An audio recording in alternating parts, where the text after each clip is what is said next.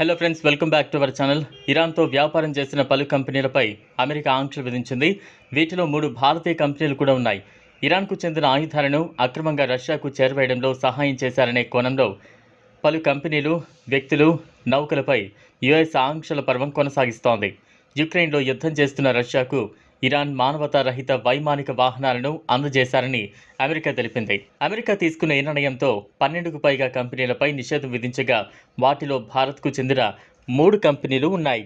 రష్యాకు అక్రమంగా ఆయుధాలను చేరవేయడంలో ఇరాన్ మిలిటరీ విభాగం సహారా థండర్ కీలక పాత్ర పోషించినట్లు అమెరికా వెల్లడించింది.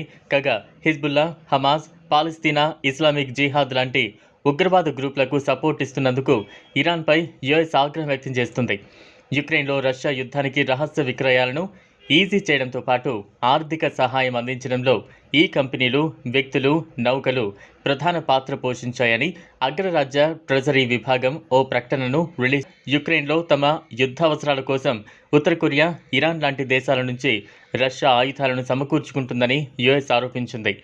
ఇక భారత్కు చెందిన కంపెనీల్లో Zen shipping, port India private limited, ship management private limited కంపెనీలు ఉన్నాయి. కాగా ఇరాన్కు చెందిన సహారా థండర్ విభాగం తన దేశానికి చెందిన రక్షణ మంత్రిత్వ శాఖ, సాయుధ దళాలకు చెందిన ఆయుధాలను చైనా, రష్యా, వెనిజులా సహా పలు ఇతర దేశాలకు అమ్మకాలు జరిపేందుకు భారీ షిప్పింగ్ నెట్వర్క్పై ఆధారపడిందనే విషయాన్ని అమెరికా ట్రెజరీ విభాగం వెల్లడించింది.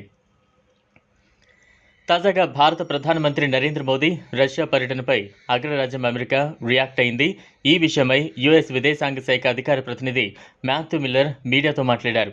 రష్యాతో మైత్రి కొనసాగింపుపైన తమ ఆందోళనను ఎప్పటికప్పుడు భారతదేశానికి తెలియజేస్తున్నామన్నారు. రష్యా పర్యటనలో ఉన్న ప్రధాని మోదీ ఏం మాట్లాడతారో వేచి చూడాలని చెప్పారు.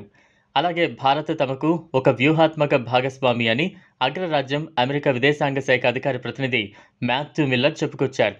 వివిధ అంశాలపై నిరంతరం సమగ్ర, స్పష్టమైన చర్చలతో 2 దేశాల మధ్య సంబంధాలను ముందుకు తీసుకువెళ్తుందని చెప్పారు. రష్యా అధ్యక్షుడు వ్లాదిమిర్ పుతిన్తో చర్చల్లో యుక్రెయిన్ యుద్ధాన్ని కూడా ప్రస్తావించాలి అని మోదీ కోరారు. ఏ నిర్ణయమైనా యుక్రెయిన్ ప్రాంతీయ సమగ్రత, సార్వభౌమత్వం, ఐరాస చట్టాలను గౌరవించేలా ఉండాలని పుతిన్కు క్లియర్గా చెప్పాలి అని అమెరికా విదేశాంగ ప్రతినిధి మాథ్యూ మిల్లర్ స్పష్టం చేశారు.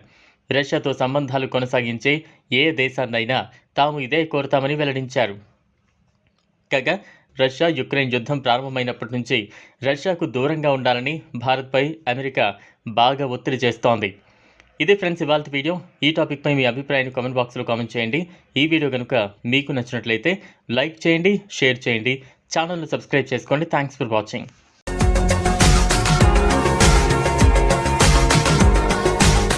మరిన్ని అప్డేట్స్ కోసం మా ఛానల్ని సబ్స్క్రైబ్ చేయండి.